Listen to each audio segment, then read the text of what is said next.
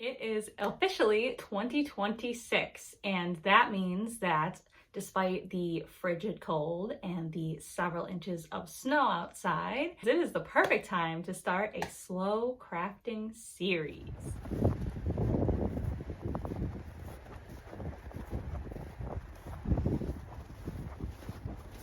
Last year, I spent the year getting acquainted with my sewing machine, my sewing knowledge and technique, which is very beginner. It's not very much. So I spent the year exploring, trying new things, and trying to get the basics down so that I can really go full speed ahead in making my own clothes, making my own wardrobe, and other household items and gifts, of course. So of course I learned a ton last year, but I found that a lot of the times I was not as present as I wished I would have been. I was not enjoying the projects and the process as much as I could have been. And although I really enjoyed parts of the process and the finished product, I think that I just could have done a better job of like having a good time and letting myself, follow the creativity. And I think part of that was always like setting deadlines for myself, maybe not on purpose, but like waiting till the last minute to start things, or like a few days or a week before an event deciding I was going to make a thing for that. So like just a lot of like last minute and also like time crunch type things that I think in some ways pulled me out of the moment, wanting to get things done, and in other ways helped me move forward, because as a neurodivergent person, having a deadline does help me to like actually get into the motions. But that is why in 2026, I decided I'm starting a slow crafting year, a slow crafting series. I don't want to call it a challenge because again, it's slow, it's enjoyable, it's all about diving deep, being creative, trying new things, working harder on those things, and kind of trying to get to the next level on some things, and really just about like soaking up all the joy that I can from it, because we got to get it somewhere. No missed opportunities in the joy and contentedness that comes from crafting this year, hopefully. So what exactly does this mean? So my intent, my idea is that each month of this year of 2026, I will choose one craft and really dive so deep into that craft and let myself just ruminate it in it for the whole month. So I'm not going to stay too stiff to the 1 month, one craft, depending on how it goes. I think that it's helpful to have that structure, but if it doesn't work out great, then it doesn't work out and we will try something else. So my initial idea is one craft every month, some new crafts, some crafts that I've done before, some new variations on crafts that I've already done, and just really take time to dive deep. The idea for me is that when I have like a go-to craft that I'm working on, especially something that's portable and repetitive, it's easier for me to like get into that than to get into like separate projects, separate crafts, So the idea is to choose intentional crafts that feel very mindful in like the presence that they provide. They involve repetition and kind of flow. So being able to flow, I think the flow state is something that like I want to channel a little bit more. So trying to get into more these things that I can flow with a little more, if that makes sense. I definitely, part of this is wanting to replace scrolling and TV a little bit with some more, I don't want to say productive, but more engaging activities. If I just have something else that is so easy that it's just like there on the couch when I'm having a break, or like I need to figure out what's next, like it's right there and I can see it and I do it. Another kind of goal for this whole project is to use up some scraps. So I'm going to try and like get very scrappy and creative with the supplies that I source for these different crafts.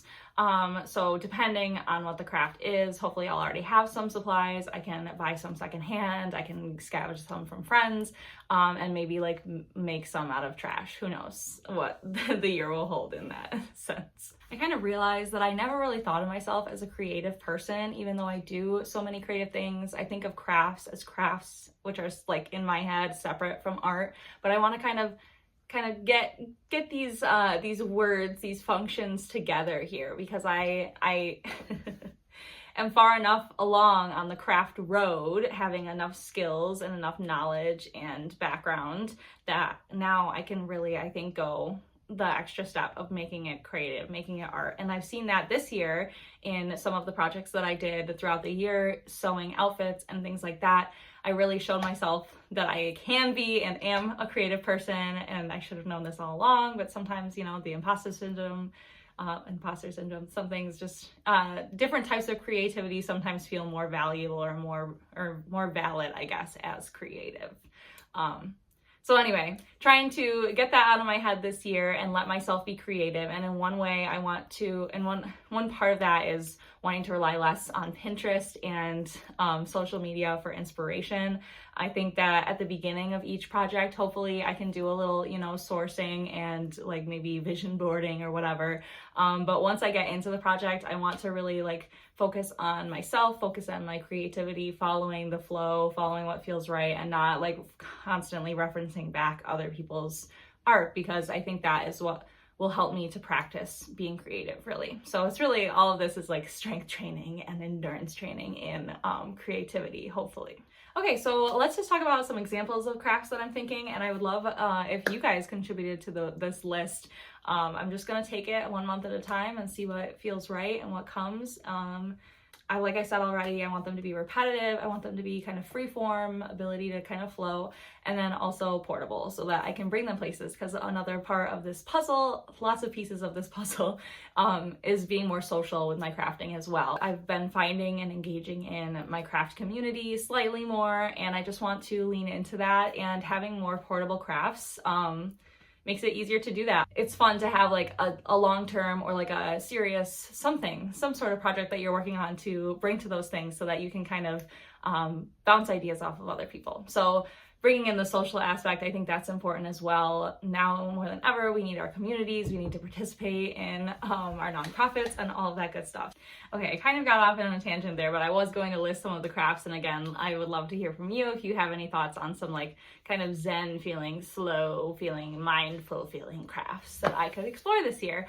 So I already know that I'm going to start this month, January, with crochet. I have like a project in mind that I think is going to be a good like warm up to kind of get myself into it. I've of course crocheted before, what do they call it, a confident beginner kind of fashion. So again, trying to make it more creative and explore the boundaries of crochet. So some other thoughts I had, hand sewing and different types of hand sewing. There's different techniques and styles, and like those could, like I could just do 12 months of different styles of hand sewing, but kind of just exploring that, like a first exploration, some research on that, hand sewing. Also knitting, I think a lot of times I think of knitting and crochet in like the same bucket, but they are very different and you can do very different things with them. I would love to explore printmaking, especially with like found object that you like carve into and you print with that. I think that would be really fun. So different kinds of printing, feeling slow, feeling mindful, feeling crafts that I could explore this year. So I already know that I'm going to start this month, January, with crochet. I have like a project in mind that I think is going to be a good like warm up to kind of get myself into it. I've of course crocheted before, not in maybe in a what do they call it, a confident beginner kind of fashion. So again, trying to make it more creative and explore the boundaries of crochet. So yes, crochet number one. And then the rest is just a list. So I'm just gonna kind of take it as it comes each month, just see what feels right, follow what I feel. So some other thoughts I had, hand sewing and different types of hand sewing. There's different, in this challenge, I want to make some functional things, but I don't want to make that the focus or the priority. I want to just make things to make them as well. So I think that as part of the structure, like maybe the first thing I make after like exploring and learning a little bit will be like something functional, and then as I go on will become like more abstract and more just like art that is exploring the boundaries of that craft.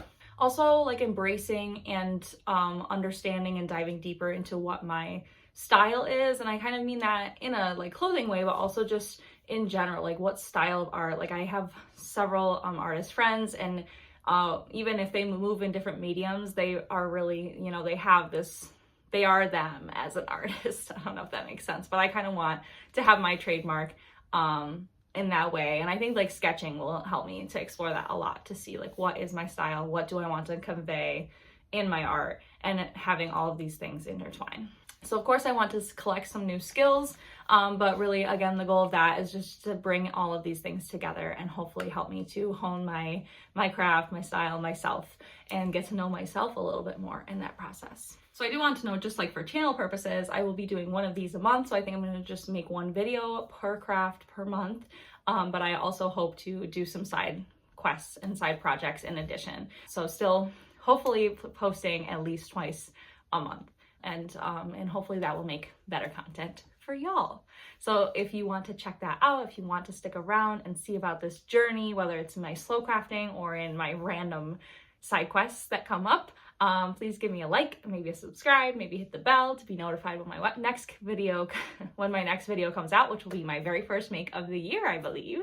And for the last thing, I thought it would be helpful to like set some guidelines, some ground rules. And again, like I want this to be free form. I want it to be fun and enjoyable, but I also want to be honest with myself and keep myself accountable. So I thought a few guidelines, not rules, guidelines. So first of all, I do not want to buy anything new for this. If there is like a tool that really is needed, hopefully shopping local, or just finding a way around that tool, which I talked a little bit about in the lessons that I learned in my first year of sewing in my last video, my sewing recap for 2025. No scrolling Pinterest after like the initial kind of brainstorm and like vision board stage. So I want to kind of use it as a tool instead of a crutch, I think is the idea here. So finding ways to use Pinterest in the beginning stages, but not use it as a crutch, and let myself be more creative and write kind of the story for myself. A big one, art does not have to be functional. So like I said, probably every month I'll make something small that is like more functional, but I also want to just make art and explore that. And if it is bad, then I'll just repurpose it. If it doesn't serve you, let it go. So this is just to say that this process is going to happen differently than how I expect. I'm sure every month will be different. And if there is something that I try and it just doesn't work for me, then I'm okay with just letting it go. So when the goal is mindfulness and enjoyment and learning and creativity, I just don't want to force it. So I will let it go as it goes, and we will hopefully stay on this journey together, whatever it ends up looking like at the end. And the last one is no deadlines. Well, I want this to be 1 month at a time. Like I said, I'm feeling it a little more freeform, and also the projects themselves do not need to be finished at the end of the video. A lot of times I force myself to finish my projects at the end of the video because it makes sense, right? It's the end of the video, we want a finished project. That's how it works, right? But not forcing it in that sense, and letting myself kind of be a little more lax and freeform in that way. And maybe I'll pick up a craft every month and I'll have 12 crafts that I'm working on at the same time at the end of the year. Who knows? Who knows where this will go? But I think that I will discover that I have more time than I think when I stop scrolling and watching TV so much. Okay, I think that is all that I had to say about this slow crafting series that is starting this year, 2026. So catch me in a few weeks to check in about how my first month went crocheting. If you want to follow along with me, make sure that you subscribe so you can see my next video. Hopefully I'll post some updates and maybe do some shorts along the way so you can kind of see the progress and the process. In the meantime, if you have any thoughts for what my next craft should be in February, let me know down in the comments, and I hope to see you back here again. Thanks so much for hanging out with me. I'm Christina Amanita, and I hope your first craft of the year is amazing and creative. See you next time. Bye.